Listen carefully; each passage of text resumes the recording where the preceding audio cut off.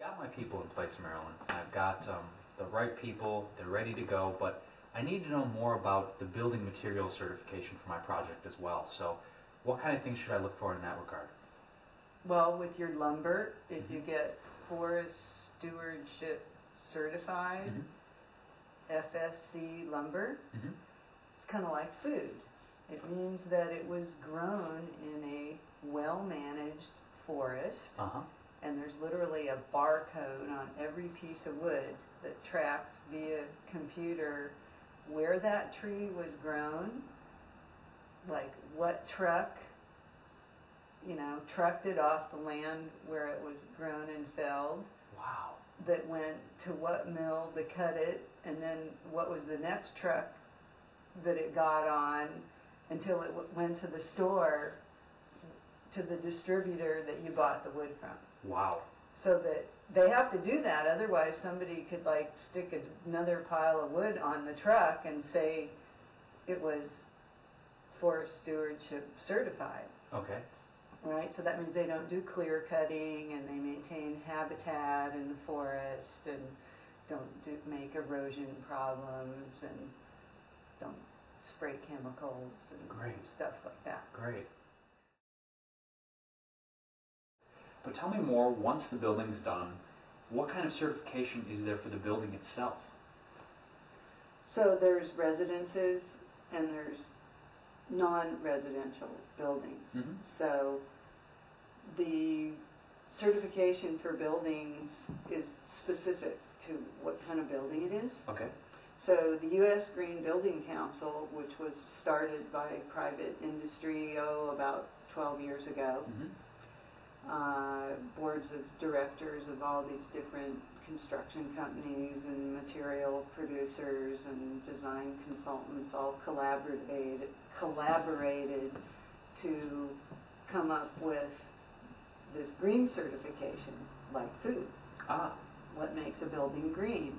And so they refer to matrices, and they've got all these little categories of indoor air quality and energy efficiency and water use. We'll go over that more later. But anyway, LEED has new non-residential buildings. They have one for remodeled buildings because restaurants open and close, stores come and go, and when the new tenant comes in the commercial building world, it's called tenant improvements. How do they gut the space and do all their new custom improvements for their business and do it green?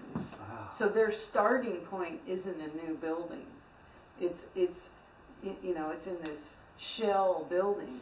So there's one LEED certification for the tenant improvements, and then there's another separate certification for the developer who had the raw land, who built the raw new shell building, but he left it raw studs. He didn't even wire it, right?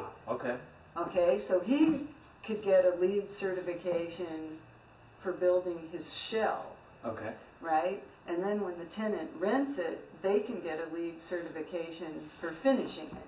I see. Right? So there's, old building remodel tenant improvements, and then there's new shell building tenant improvements. Wow.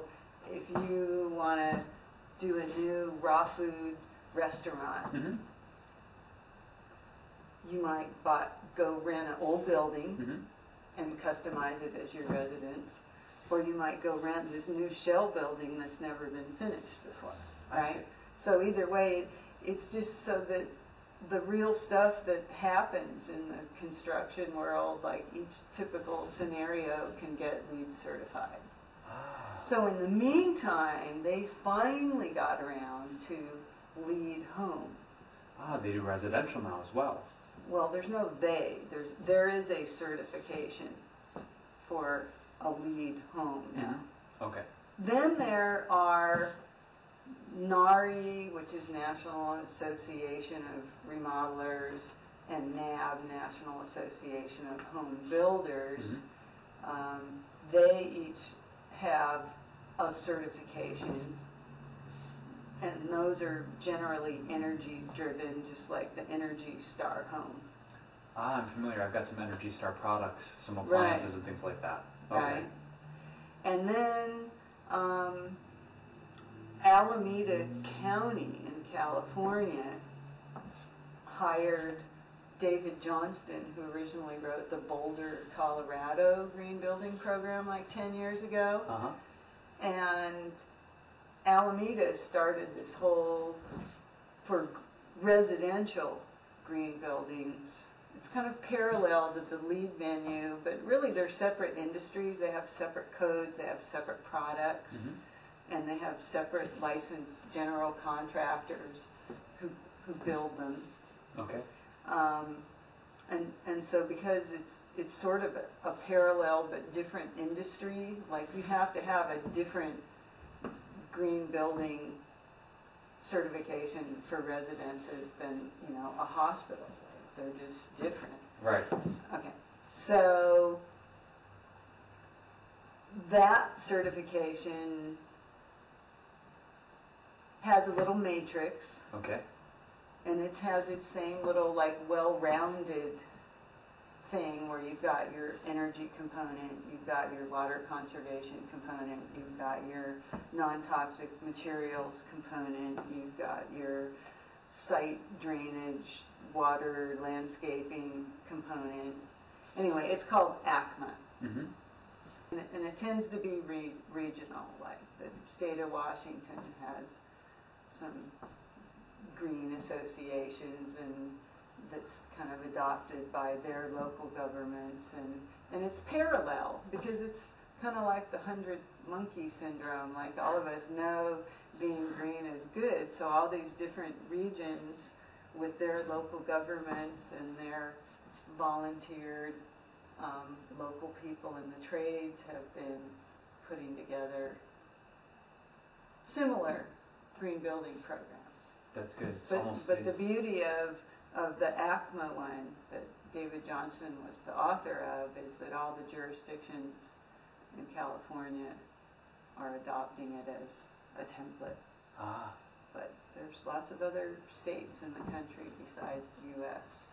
or besides California, so you're going to be seeing different iterations of it popping up. Excellent. Excellent.